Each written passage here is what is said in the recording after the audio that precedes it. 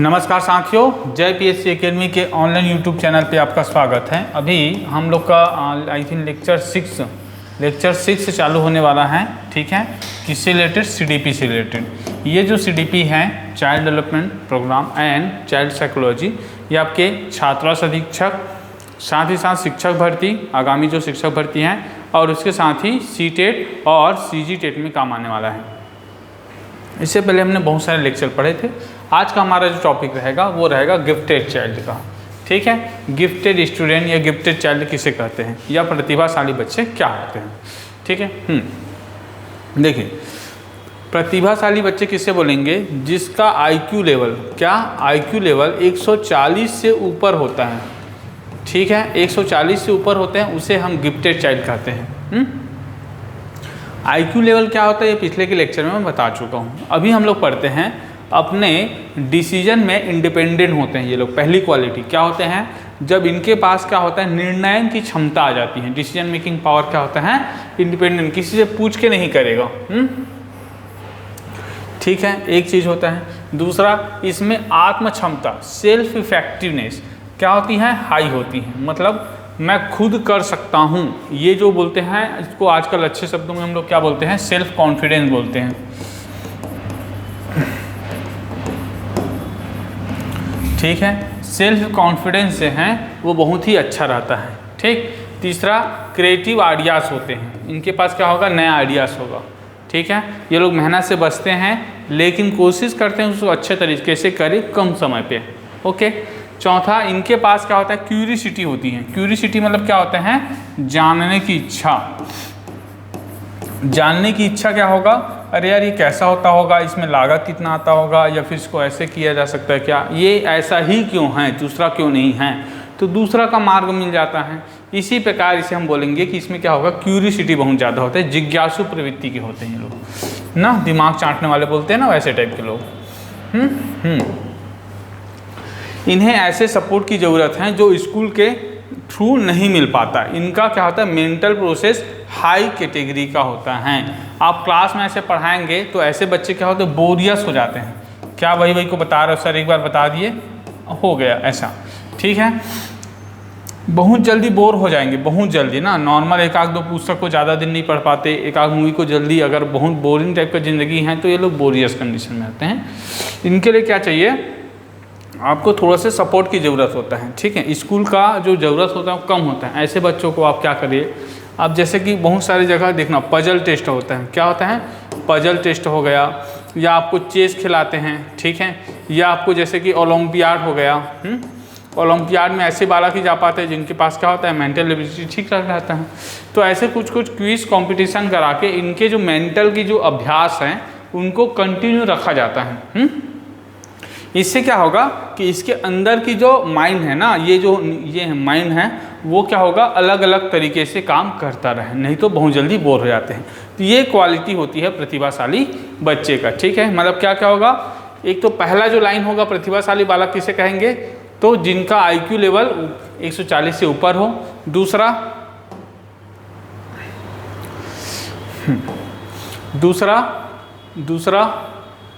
जो अपने डिसीजन में इंडिपेंडेंट हो, जिसमें आत्म क्षमता या सेल्फ इफिशिएंसी हाई होती है। क्रिएटिव आइडियाज़ होते हैं इनके पास। ठीक है, इनमें क्यूरियोसिटी होती है। क्या होती है? क्यूरियोसिटी होती है। ठीक है, इन्हें ऐसे सपोर्ट की ज़रूरत होती है जो स्कूल के थ्रू नहीं मिल पाता। इनका मेंटल प्रोसेस हाई कैटेगरी का होता है। ठीक है, ओके, अब हम लोग देखते हैं कि इसमें सेल्फ कॉन्फिडेंस, जानने की इच्छा, बोरियस नहीं होना, ये सारा चीज़ें हैं। इनके लिए puzzle test, quick test, olympiad, ऐसे वाला कुछ जिसमें दिमागी क्षमता की आवश्यकता ज़्यादा पड़ता है, आप ऐसे चीज़ों को करा सकते हैं। एज अ टीचर जैसे क्लास में क्या करते हैं, कुछ साइंटिफिक वाला जो मूवी होती है, साइंस फिक्शन मूवी बोलते हैं इसको ना। साइंस फिक्शन मूवी मतलब क्या हो जाएगा? जैसे एक पिक्चर का नाम बताना, ग्रेविटी। हाँ, ग्रेविटी। ठीक है, या फिर बहुत सारे रोबोटिक के पिक्चर, ये साइंस फिक्शन पिक्चर में क्या करते हैं वो लोग ज़्यादा इंटरेस्ट लेते हैं। ठीक है, मतलब वर्तमान जो प्रचलन है, सोसाइटी है, उनको आगे ले जाने के लिए सोचते हैं। ठीक, उसमें चेंज लाने की कोशिश करते हैं। इसके साथ ही इसमें क्या होता है? मौलिक सोच होती है इनके पास, एक थ्रू सोच भी रहता है। ठीक है, मौलिकता क्या है इसका? ठीक है। दूसरा, चुनौतीपूर्ण कार्यों के लिए हमेशा तत्पर रहते हैं ये लोग। कोई भी चैलेंजिंग काम है उसको और अच्छे से करेंगे। ये सारा चीज़ें आपको प्रतिभाशाली बच्चे के रूप में जानना चाहिए। यहाँ से क्वेश्चन बनते हैं, क्रिएटिव बच्चे हो गया और प्रतिभाशाली बच्चे हो गए, यहाँ से बहुत ज़्यादा क्वेश्चन बनते हैं, ठीक है। आगे देखते हैं बुद्धि के सिद्धांत, थ्योरी ऑफ इंटेलिजेंस। आज का हमारा टॉपिक होगा बुद्धि के सिद्धांत, थ्योरी ऑफ इंटेलिजेंस, ठीक है। तो बुद्धि में कौन कौन से सिद्धांत काम करता है? एक जो होता है उसको बोलते हैं एक कारक सिद्धांत, ठीक है। एक कारक सिद्धांत क्या होगा? इसका प्रतिपादन बिने ने किया था। किसने किया था? बिने ने किया था, साइमन बिने, ठीक। इन्होंने बताया सभी व्यक्तियों में एक ही प्रकार की बुद्धि होती है जो सभी कार्यों में क्या करती? कार्य करती हैं। तो बुद्धि क्या होती है? एक ही टाइप का होता है, ये बोलते हैं कौन? बिने ने, ठीक है। यूनिफैक्टर थ्योरी। आगे देखते हैं समूह तत्व कारक सिद्धांत, ग्रुप फैक्टर थ्योरी। इस सिद्धांत का प्रतिपादन, ठीक है, इसका हम लोग देख लेते हैं, ग्रुप फैक्टर थ्योरी। इसका शायद स्किनर आएगा मेरे ख्याल से।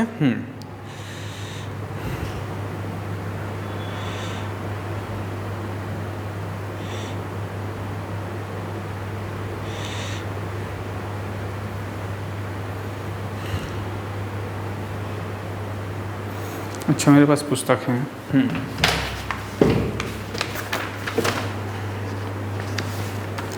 थर्स्टन ना, क्या नाम है आप याद रखेंगे? थर्स्टन, इसने दिया था ये क्वेश्चन में अभी आया था ना, इस साल का जो शिक्षा भर्ती का पेपर था, इसमें इसका नाम था, थर्स्टन का नाम था, ठीक है। और ये क्या कहते हैं कि सिद्धांत का प्रतिपादन किया गया। इस सिद्धांत के अनुसार बुद्धि क्या होता है? कई प्रकार की योग्यता वाले भी होते हैं, ठीक है। योग्यताओं का क्या होता है? मिश्रण होता है, बोलते हैं। क्या बोलते हैं? देखिए ये क्या होता है? योग्यताओं का मिश्रण होता है। योग्यताओं का क्या होता है? मिश्रण होता है, ठीक है। जिससे क्या होगा? जो विभिन्न समूह में पाया जाता है, जो विभिन्न समूह में पाया जाता है, विभिन्न समूह में पाया जाता है। आया समझ में? मतलब क्या होगा? थर्स्टन भाई साहब का कहना क्या है कि जब आप किसी भी व्यक्ति की जो बुद्धि होती है वो बहुत सारी योग्यताओं का मिश्रण होता है। जैसे कि हम मान के चलते हैं, कोई भी एक नॉर्मल इंसान लेते हैं, ठीक है। अब उसके पास क्या क्या बुद्धि हो सकता है? हो सकता है कि वो चेस चैंपियन रहा हो, मतलब उसकी मानसिक बुद्धि बहुत सही है। दूसरा, वो कविताएं अच्छा करता हो, साथ ही साथ, ठीक है, कविताएं अच्छा करता हो, रुचि हो। तीसरा, वो नेता भी हो सकता है। अटल बिहारी वाजपेयी जी को देखो, वो कविताएं बहुत अच्छा करता था और नेता भी अच्छा था ना। अभी के मोदी जी का भी वक्तव्य बहुत अच्छा रहता है, नेता भी है। कई लोगों में खेल, जैसे कि हम लोग बात करते हैं कोई भी जैसे नॉर्मल होता है ना, जैसे कि धोनी जी को ले लो, हाँ, इनकी शारीरिक रूप से क्या होता है? जो मेंटल एबिलिटी है बहुत स्टेबल रहता है, बहुत ज़्यादा हताश नहीं होते। दूसरा, इनका जो शारीरिक कौशल है वो भी बहुत एक्टिव रहता है। ये हो सकता है कल के डेट में अभी इनका मूवी आ रहा है, वो मूवी में एक्टिंग करना अच्छा चालू कर दे तो हो सकता है वो बॉलीवुड में चले जाए। हाँ, जैसे इमरान खान पाकिस्तान वाला, हाँ, पहले वो क्रिकेटर था, अभी बाद में क्या हो गया? पीएम हो गया ना। तो 2-3 योग्यताओं का क्या होता है? मिश्रण होता है, बोलते हैं बुद्धि, ठीक है। और विभिन्न समूह में क्या होता है? ये पाया जाता है, अलग अलग समूह में पाया जाता है, ठीक है। तो ये कौन बोलता है? थर्स्टन भाई साहब बोलते हैं, ठीक है, थर्स्टन। चलिए और देखते हैं वृद्धि बुद्धि कारक सिद्धांत, बुद्धि कारक सिद्धांत, ठीक है। अब इसमें हम लोग जो देखेंगे,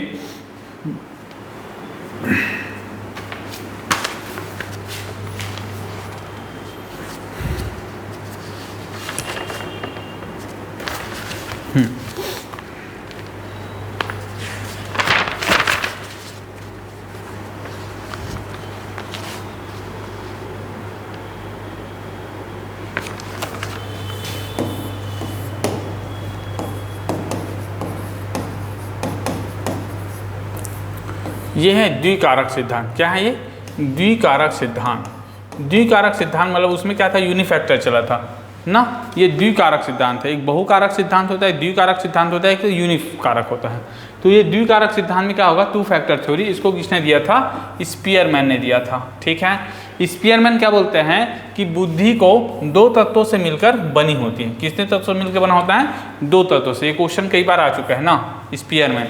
ठीक है, अब देखो, एक जो होता है सामान्य तत्व होता है, general factor, general factor, general ability G, और एक होता है विशिष्ट।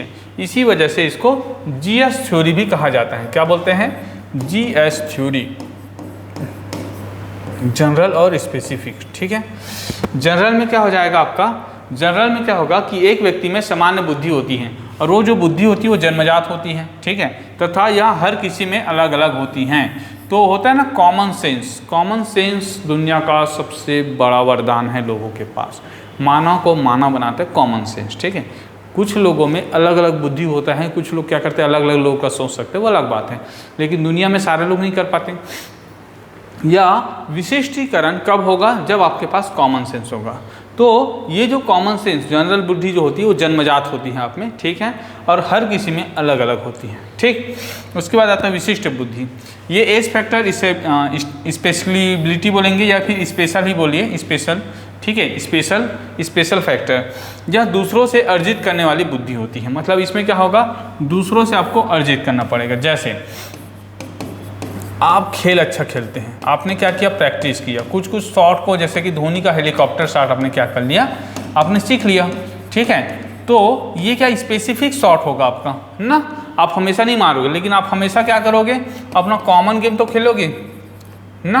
और कॉमन गेम जो नहीं खेल पाया, कभी कभी छक्का मार देता है, वो क्या हीरो बन पाएगा क्या, या फिर वो अच्छा खेल पाएगा क्या, नहीं बन पाएगा। मतलब ये आपको खेलना आना चाहिए। बीच बीच में आप किसी से सीख के अच्छा कर रहे हो, वो अच्छी बात है। तो ये दो टाइप की बुद्धि होती है, एक सामान्य तत्व की बुद्धि, एक विशिष्ट तत्व की बुद्धि। ठीक है, जैसे क्या होगा कि सपोज हम विद्यार्थी हैं, तो विद्यार्थी हैं तो हम लोग जब पढ़ाई करते हैं तो जनरली हम लोग 6 घंटे 7 घंटे अपना जैसे बेस है वैसे पढ़ते हैं। फिर कुछ जो टॉपिक होते हैं वो टॉपिक हमें समझ नहीं आता, तब हम क्या करते हैं, यूट्यूब देखते हैं। ओके, तो आप जैसे कि पहले अपना खुद पढ़िए और जो समझ नहीं आए वो दूसरों से हेल्प लीजिए। ये चीज़ें हमें सिखाते हैं कौन, स्पीयरमैन भाई साहब। किसके माध्यम से, बुद्धि द्विकारक सिद्धांत से, बुद्धि के द्विकारक सिद्धांत से, टू फैक्टर थ्योरी से। ठीक है, ये क्या हुआ, टू फैक्टर थ्योरी हुआ। ओके, देखो 3 चीज़ें पढ़ लिए ना। क्या क्या पढ़े, देखो सबसे पहले क्या पढ़े, ये पढ़े हमने बुद्धि के सिद्धांत में एक कारक सिद्धांत। एक कारक सिद्धांत किसने दिया था, बिनेन ने दिया था। ठीक है, दूसरा हम लोग क्या देखे हैं, दूसरा हमने क्या देखा, समूह तत्व सिद्धांत देखा। समूह तत्व सिद्धांत किसने दिया था, थर्स्टन ने दिया था, ये हमने देखा। ठीक, और तीसरा हमने क्या देखा, तीसरा हमने देखा द्विकारक सिद्धांत, 1 2 समूह ऐसा। ठीक है, ये तो हो गया कौन सा, अलग अलग सिद्धांत। अब हम लोग जो सबसे ज़्यादा इंपॉर्टेंट जो क्वेश्चन था, पिछले बार की शिक्षक भर्ती में भी इंपॉर्टेंट था, उसका नाम क्या है, हावर्ड गार्डनर। क्या नाम है इसका, ये नाम बहुत इंपॉर्टेंट है ना। ठीक है, क्या नाम है इनका, हावर्ड गार्डनर। ये हावर्ड गार्डनर थे। हावर्ड गार्डनर का बहुबुद्धि का सिद्धांत, ये अभी क्वेश्चन आया था, बहुबुद्धि का सिद्धांत किसने दिया। ठीक है, तो हावर्ड गार्डनर एक ऑप्शन था।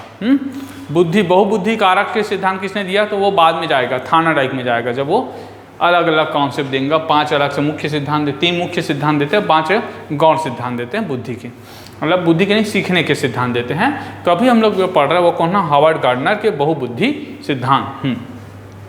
हावर्ड गार्डनर के बहुबुद्धि सिद्धांत मल्टीपल इंटेलिजेंस, इस थ्योरी में इस बात पे जोर देती है कि बुद्धि की क्या होती है, दशा अलग अलग होती है, अलग अलग फॉर्म करना चालू करता है। आपकी बुद्धि है वो किस एंगल या किस दिशा में अलग या किस दशा में अलग अच्छा काम करता है, वो व्यक्तित्व पे या उनके इंटरेस्ट पे काम करता है। ठीक है, और अभ्यास पे काम करता है।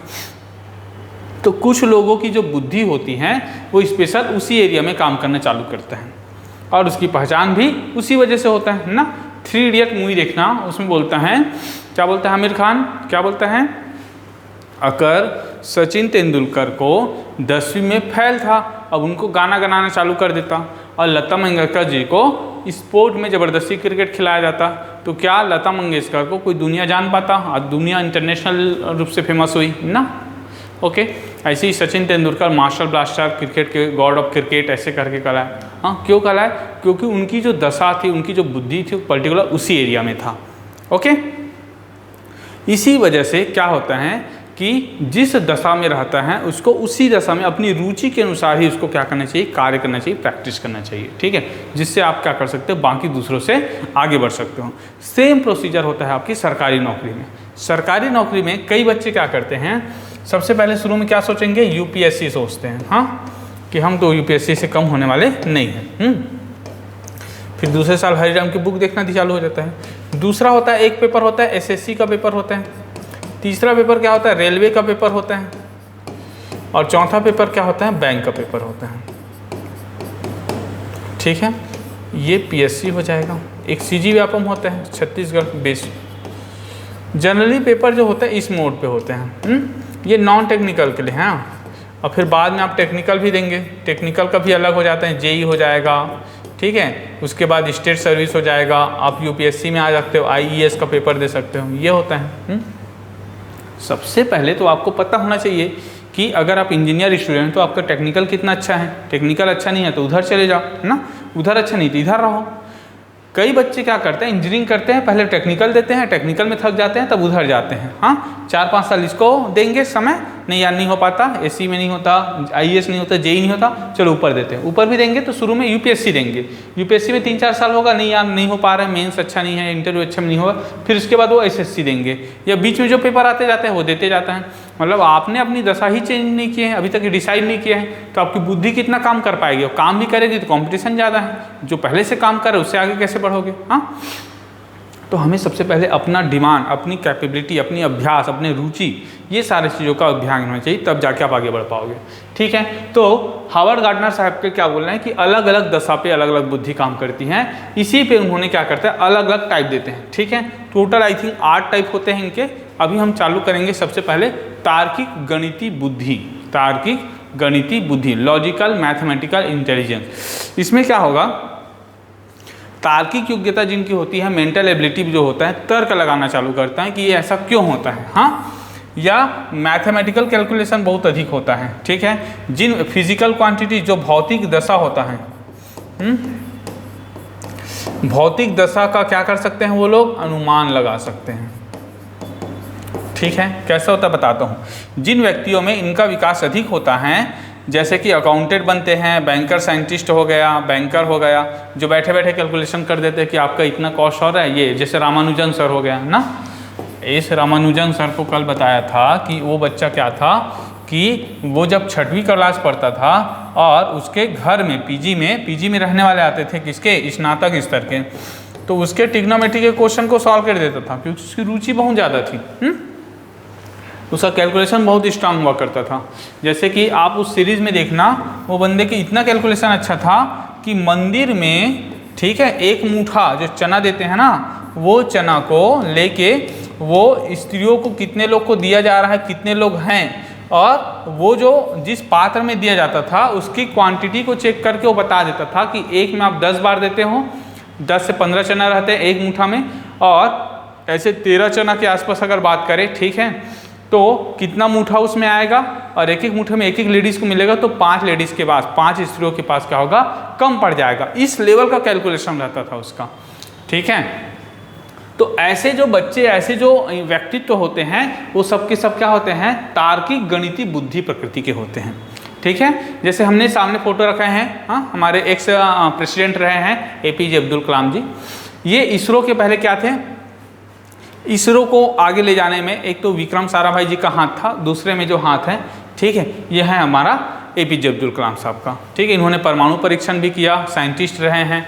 माना जाता है कि इस समय जब थे तो उस समय भारत में इस लेवल का कोई साइंटिस्ट नहीं था।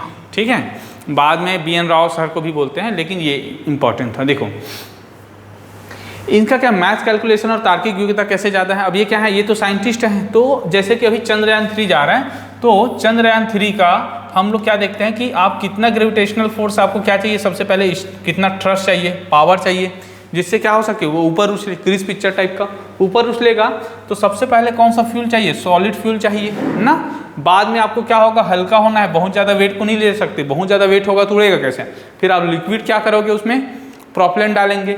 बाद में कितना में सेपरेशन ऑफ स्टेजेस कितना होना चाहिए, कितना कितना स्टेज में होना चाहिए ताकि उसकी गति कम ना हो, ठीक है। और कौन कौन सा इंपॉर्टेंट सेपरेशन पार्ट वहीं पे रहना चाहिए, ये सारा चीज़ होता है। आपके जो ग्रेविटेशनल फोर्स टोटल है वो कितने स्पीड से जाए कि वो इससे क्रॉस हो जाए, अरे समझ में, ठीक है। साथ ही साथ जब वहाँ पे जाए तो वहाँ की स्पीड कैसा है, वहाँ के ग्रेविटेशनल को पकड़ पाएगा कि नहीं पकड़ पाएगा, पता चलता है वहाँ की स्पीड ही बहुत ज़्यादा है, नहीं पकड़ पाया, समझ रहे हो बात को। इसके साथ फ्यूल कंबक्शन कैसा होगा, कॉस्ट मैनेजमेंट हो गया, बहुत सारे चीज़ के एनालिसिस करके ही क्या होता है साइंटिस्ट बनते हैं, ठीक है। तो उनमें से बेहतरीन उदाहरण कौन है, हमारे एपीजे अब्दुल कलाम साहब हैं, ठीक है। और सारे विद्यार्थियों के लिए अगर आप इस फील्ड में आना चाहते हैं तो सबसे बड़ा आपका जो मोटिवेशन रहेगा वो रहेगा आपका एपीजे अब्दुल कलाम सर, क्योंकि सबसे महानतम टीचर में से इसको माना जाता है, ठीक है। ओके, तो ये हो गया हमारा कौन सा, ये हो गया हमारा पहला टाइप, तार्किक गणितीय बुद्धि, ठीक है। चलिए और आगे बढ़ते हैं। दूसरा है शाब्दिक भाषाई बुद्धि। शाब्दिक भाषाई बुद्धि क्या होता है, वर्बल लिंग्विस्टिक इंटेलिजेंस, मतलब इसमें जो बोलने की जो होती है, भाषा पे जो पकड़ रहता है ना। जैसे कि मैं 2-3 लोग को जानता हूँ, खास तौर पे यूट्यूब में आप देखेंगे, आशुतोष राणा साहब को देखेंगे, ठीक है। आशुतोष राणा जी ये विलेन का काम करते हैं, लेकिन इसकी जब भाषाई क्षमता देखेंगे तो आप मंत्रमुग्ध रह जाएंगे, इस लेवल के भाषा है।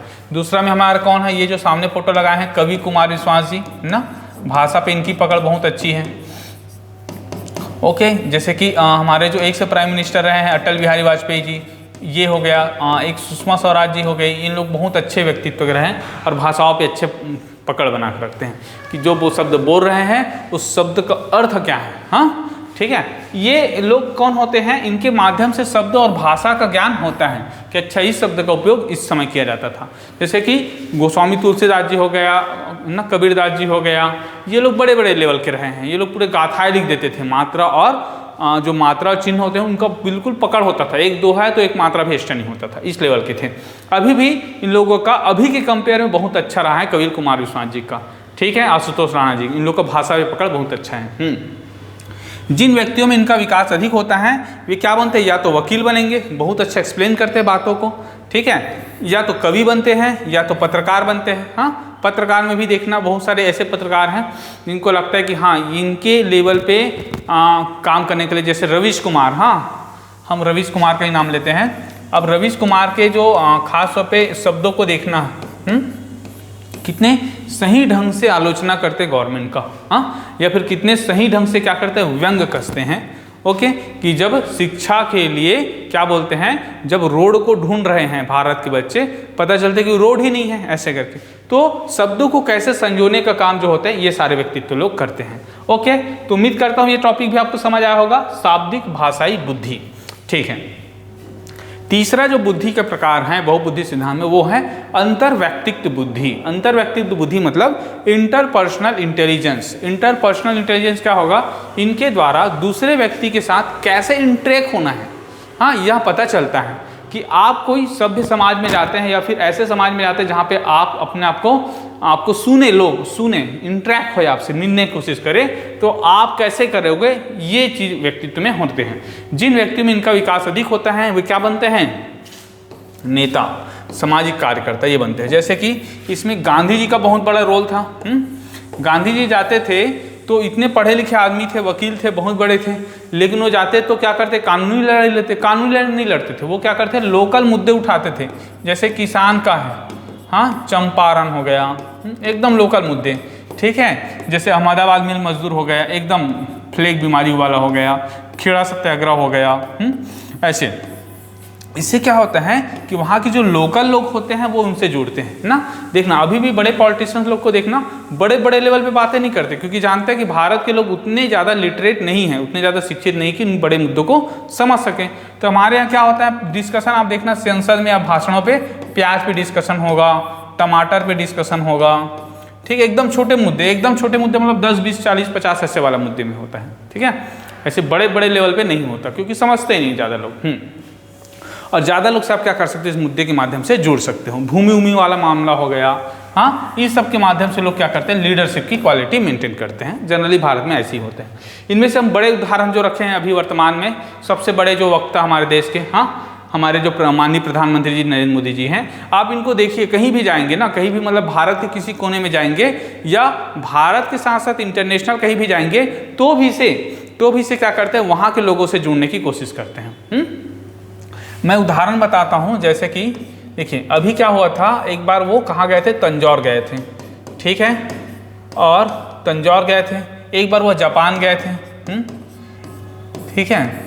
तो जैसे कि कहीं पे जाएंगे तो वहाँ का हिस्टोरिकल बैकग्राउंड को इंडिया से रिलेट करने की कोशिश करते हैं कि जब इस युद्ध होता था तो, या फिर हमने क्या किया था, जापान और हम लोग दोनों आज़ाद हिंद फौज के माध्यम से साथ लड़े थे, ऐसे करके बोल दिया वहाँ से, ठीक है। चाइना के साथ जब संबंध हुआ तो वह तंजौर की उस संस्कृति की बात कर ली जहाँ पे हिंद और चाइना की संस्कृति का बात हो रहा था।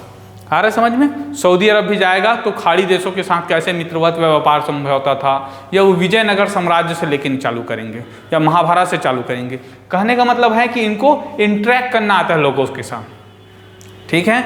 अब कभी भी इनका भाषण देखिएगा, ये ऐसे नहीं होते हैं जैसे कि, अब देखो इसमें हम किसी बुराई नहीं कर रहे, आलोचना नहीं कर रहे, लेकिन मैं बात कर रहा हूँ इस टॉपिक का, किसका, अंतर व्यक्ति का। जैसे कि मनमोहन जी हो गए ना, तो मनमोहन जी क्या थे, जो हमारे एक्स प्राइम मिनिस्टर रहे हैं, ये बहुत इंटेलिजेंस व्यक्ति थे, बहुत इंटेलिजेंस व्यक्ति थे।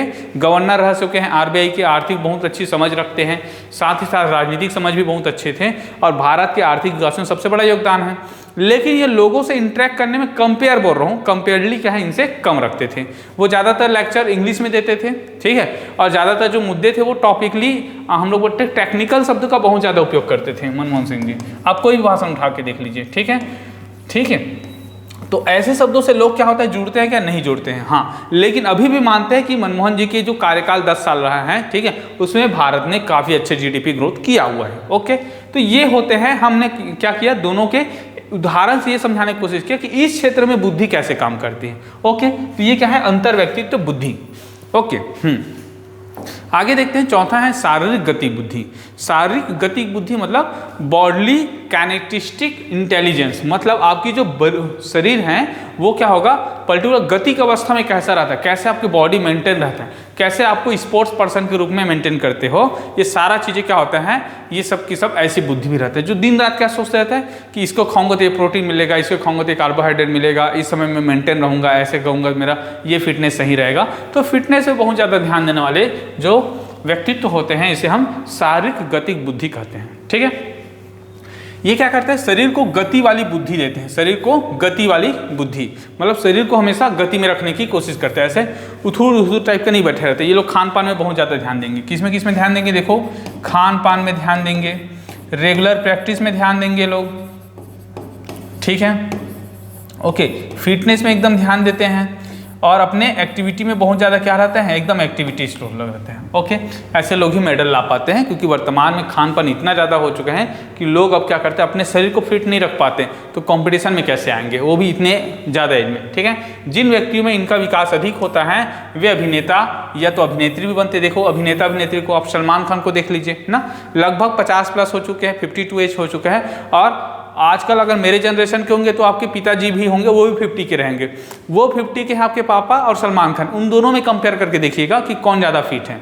ओके, इससे पता चलता है कि ये लोग क्या करते हैं, शरीर में बहुत ज़्यादा टाइम देते हैं, इन्वेस्टमेंट करते हैं। अभिनेत्री हो गए हैं ना, अभिनेत्री में जैसे मैं एकदम बुरा नहीं मान रहा हूँ, लेकिन एग्जाम्पल बता रहा हूँ, क्योंकि आपको बच्चों को समझाना है, क्योंकि हम टीचर बन, तो समझाना किसको है, जो सोसाइटी में होते हैं, सोसाइटी में डेली होते हैं। जैसे कि देखो अभी एक धड़कन पिक्चर आया था, इससे पहले सुनील शेट्टी और शिल्पा शेट्टी जी का था, बहुत अच्छी पिक्चर थी, ठीक है। इसके बाद अभी क्या हुआ, इंडियन आइडल या किसी डांस वाले प्रोग्राम पे क्या हुआ था, सुनील शेट्टी जी फिर आए थे, ओके, और शिल्पा शेट्टी भी रही थी। तो उसमें दिख रहा था कि सुनील शेट्टी का जो एज है वो काफ़ी डिफरेंट है, काफ़ी ये हो गए, लेकिन शिल्पा शेट्टी अभी भी फिटनेस है, योगा क्लासेस चलता है, योगा एक्सपर्ट है वो ना, बहुत डांस वांस एक्टिविटीज़ में भाग लेते हैं। तो उनसे दिख रहा था कि हाँ ये तो अभी की वैसी दिख रही है, ऐसे करके, ठीक है। एथलीट लोग को भी देख लीजिएगा, हाँ, इसमें काफ़ी बहुत ज़्यादा ध्यान देते हैं ना। जैसे भारत में जितने खास तौर पे जो कुश्ती वाला हो गया ना, या फिर हम लोग बात करें नीरज जी का ले लें, ये सारा हो गया, डांसर लोग हो गए, ये लोग बहुत ज़्यादा फिटनेस पे ध्यान देते हैं, ठीक है। इसी वजह से इनकी बुद्धि भी इसी में काम करती है और ये लोग इसी में आगे बढ़ जाते हैं। ओके, ये सारा चीज़ें हैं शारीरिक गति बुद्धि। हम किसका नाम ले रहे हैं? विराट कोहली जी का। विराट कोहली का बाकी क्रिकेटरों में से आगे इसलिए रखा जाता है क्योंकि ये बहुत ही फिटनेस पे बहुत ज़्यादा ध्यान देते हैं, लुकिंग वाइज अच्छे हैं, साथ ही साथ इनके फिटनेस भी काफ़ी अच्छा है ना। हमेशा कंटिन्यू इनका क्या रहता है, जो आप परफॉर्मेंस देखेंगे कभी फिटनेस के आड़े नहीं आता, और साथ ही साथ इनका परफॉर्मेंस भी एकदम मेंटेन रहता है, कभी भी आउट ऑफ फॉर्म नहीं चलते हैं। आउट ऑफ फॉर्म चल भी रहे लेकिन खेलने से वंचित नहीं रहते कि इनका घुटने का चोट, इसका चोट, उसका चोट नहीं होता।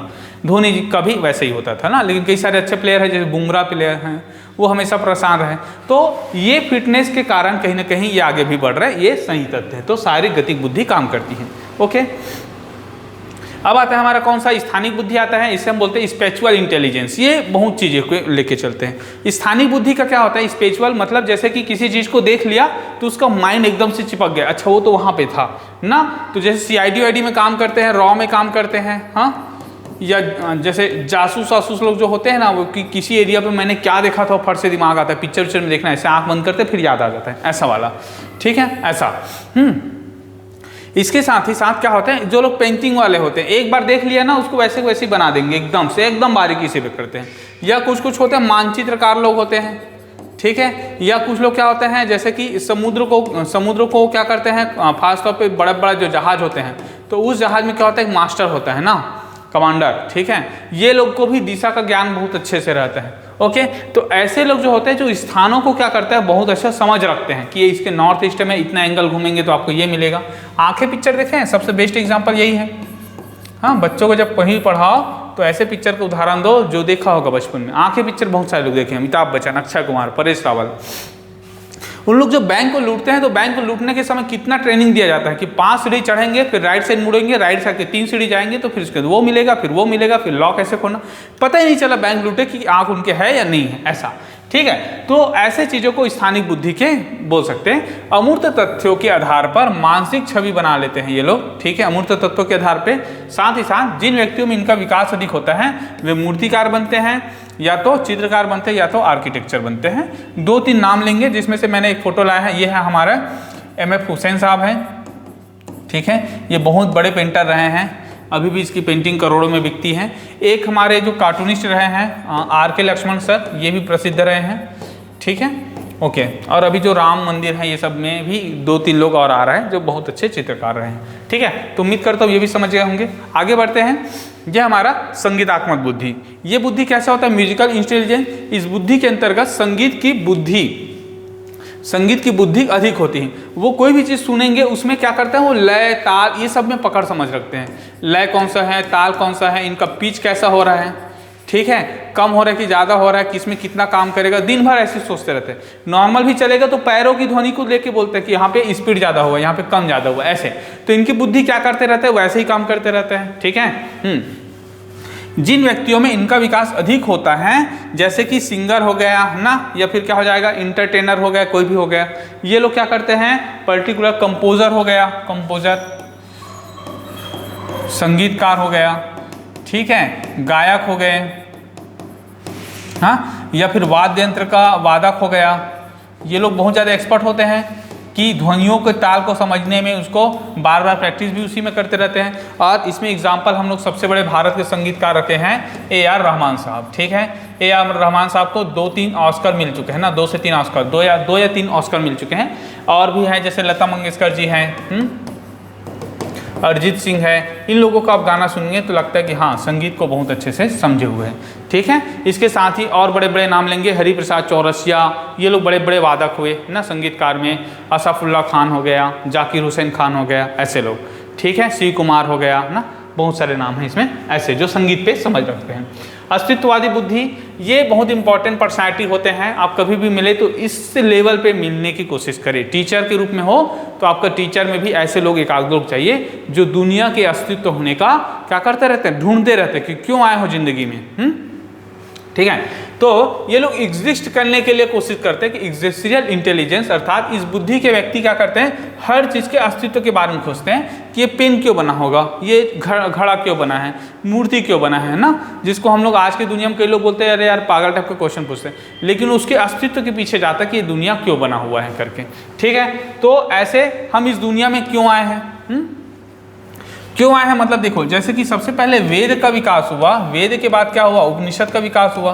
तो उपनिषद का विकास होगा तो उपनिषद में यही सब पूछा गया कि आत्मा क्या है, मृत्यु क्या है, ज्ञान क्या होता है, गुरु क्या होता है, ऐसे कर करके। वेद में नहीं पूछा गया, वेद में तो सिंपल बोला गया कि ईश्वर होता है, ईश्वर में सारा चीज़ों को बताया गया ऐसा। लेकिन जब उपनिषद आते आते सब चीज़ पे क्वेश्चन पूछना चालू कर दे तो अस्तित्ववादी बुद्धि यहाँ से चालू होती है, यहाँ पे तर्क लगाना चालू करे। ठीक है, यहीं से दर्शन का विकास होगा। तो भगवान कौन है ऐसा पूछेंगे। ठीक है, जिन व्यक्ति में इनका विकास अधिक होता है वो साधु संत या फिलोसोफर बनते हैं। अभी जैसे कि फिलोसोफर में हम लोग किसी का तो ऐसे एकदम अच्छे लेवल पे नहीं है। ठीक है, बाकी सब बड़े बड़े लोग हुए थे और उनकी पुस्तक को भी अभी समझ जाए वो भी बड़ी बात है। एक कोई लोग यूट्यूब देखते होंगे तो इनको आप लोग समझते होंगे, प्रशांत आचार्य जी हैं। ठीक है, आचार्य प्रशांत जी, ये भी थोड़े से लॉजिकल बातें करते हैं। ओके, तो ऐसे कुछ लोग हैं अभी भी जो क्या कर रहे हैं, कहीं ना कहीं ऐसी दुनिया में क्वेश्चन लगा रहे हैं। ठीक है, हमने जो फोटो रखा है ये कौन है, हमारे आद्य गुरु शंकराचार्य हैं। और शंकराचार्य ने दुनिया में सारे दर्शनों को सार बताते हुए वेदांत दर्शन का, ठीक है, इनका प्रतिपादन किया और इसी के माध्यम से बताया माया क्या होता है, मोह क्या होता है, ज्ञान क्या होता है, ये सारे चीज़ों पे। ठीक है, ओके, तो ये चीज़ें होता है हमारा अस्तित्ववादी बुद्धि। आगे है अपना 8वां अंतः व्यक्तित्व बुद्धि। अंतः व्यक्तित्व मतलब इंट्रापर्सनल इंटेलिजेंस। देखो मैं इससे पहले अंतरा व्यक्तित्व बताया था जो दूसरे के लोगों को इंटरेक्ट कर लेते हैं, लेकिन दूसरों के बारे में जानने से कई गुना अच्छा होता है कि आप अपने बारे में सोचें, अपने बारे में विचार करें, और इसे बोलते हैं इंट्रापर्सनल इंटेलिजेंस। इसके द्वारा खुद के साथ कैसा इंटरेक्ट करना है। जैसे कि नरेंद्र मोदी जी वाला फोटो लगाया था, देखिए मैं दिखा देता हूँ आपको, कहाँ गया ये अंतर व्यक्तित्व बुद्धि होते हैं, इंट्रल पर्सनल इंटेलिजेंस। ये दूसरों से इंटरेक्ट करते हैं अपने आप को। लेकिन अगर हम लोग बात करें अंतर व्यक्तित्व बुद्धि, जो खुद के साथ कैसे इंटरेक्ट करना है, इस पे बात किए जाते हैं। जिन व्यक्तियों में इनका विकास अधिक होता है वे क्या बनते हैं, आध्यात्मिक गुरु बनते हैं। और हमने इसमें सबसे बड़े जो एग्जाम्पल रखे हैं ये हमारे रविशंकर जी हैं। ठीक है, इसका जो एक प्रोग्राम चलता है इसे बोलते हैं आर्ट ऑफ लिविंग। हाँ, आपको जीवन जीने की कला सिखाते हैं कि आप अपनों में कैसे रह के आनंदित हो सकते हैं। क्योंकि देखो जीवन को बाहर से देखोगे और एक क्या होता है अंदर से देखोगे, तो अंदर से आनंदित कैसे रहना है ये सबसे इंपॉर्टेंट बात है। आज की दुनिया आपकी सोच लो कितना भौतिकवादी दुनिया है ना, लोग 50,000 कमा रहे, 1 लाख कमा रहे, 10 लाख कमा, लेकिन शांति नहीं है। तो सबसे इंपॉर्टेंट क्या है कि अपने आप को कैसे शांत रखें, संतोष कैसे रखें, ये सारी चीज़ों में लोग काम करते हैं। चाहे योगासन के माध्यम से हो, आर्ट ऑफ लिविंग के माध्यम से हो ना, त्राटक के माध्यम से हो जाए, या बहुत सारी चीज़ें जो स्पिरिचुअल लेवल पे चल रही हैं। ऐसे बुद्धि को बोलते हैं अंतः व्यक्तित्व बुद्धि। ठीक है, ये रविशंकर जी महाराज है, और भी बहुत सारे हैं भारत में, विदेशों में भी, जो क्या कर ले लोगों को अपने आप को जानने के बारे में कहा जा रहा है। ठीक है, इसमें सबसे बड़े जो नाम लेंगे वो है अपने कबीरदास जी। ठीक है, ओके, बोलते हैं ना बुरा देखन जो मैं चला मुझसे बुरा ना कोई। ओके, ये है मतलब बुरा देखन जो मैं चला बुरा ना मिल गया कोई, जब जो देखा आप में मुझसे बुरा ना कोई। तो अपने आप को जानो, अपने आप को शुद्धि करो, तब जा दुनिया हो जाएगा। नजरिए की बात है। तो जिन व्यक्तियों में इनका विकास अधिक होता है वे क्या बनते हैं, आध्यात्मिक गुरु बनते हैं। और आज का लास्ट टॉपिक है हमारा ये हमारा प्रकृतिवादी बुद्धि। प्रकृतिवादी बुद्धि इन खास तौर पे ये बहुत ज़्यादा इंपॉर्टेंट है। नेचुरलिस्टिक इंटेलिजेंस, ये लोग क्या करते हैं कि प्रकृति के बहुत ज़्यादा नज़दीक रहते हैं और साथ ही साथ लोगों को प्रकृति से जुड़ने के लिए आग्रह करते हैं। ठीक है, ये बहुत इंपॉर्टेंट है आज की दुनिया पे, क्योंकि हम सबको बचा सकते हैं लेकिन प्रकृति को बचाने पे उतना ध्यान नहीं दे रहे हैं। ठीक है, कितना ही पैसा कमा लो ना, लेकिन प्रकृति नहीं रहेगा तो कोई मतलब नहीं है। तो इस प्रकृति के व्यक्तित्व प्रकृति के नज़दीक होते हैं। जिन व्यक्तियों में इनका विकास अधिक होता है वो या तो किसान हैं, या आदि किसान हो गया, पर्यावरणविद हो गया, ठीक है, ये लोग बनते हैं। ओके, जैसे कि आलोचना मल्टीपल इंटेलिजेंस थ्योरी को वैलिड नहीं मानती, ये तो आलोचना है, इनको मैं बाद में पढ़ाऊंगा।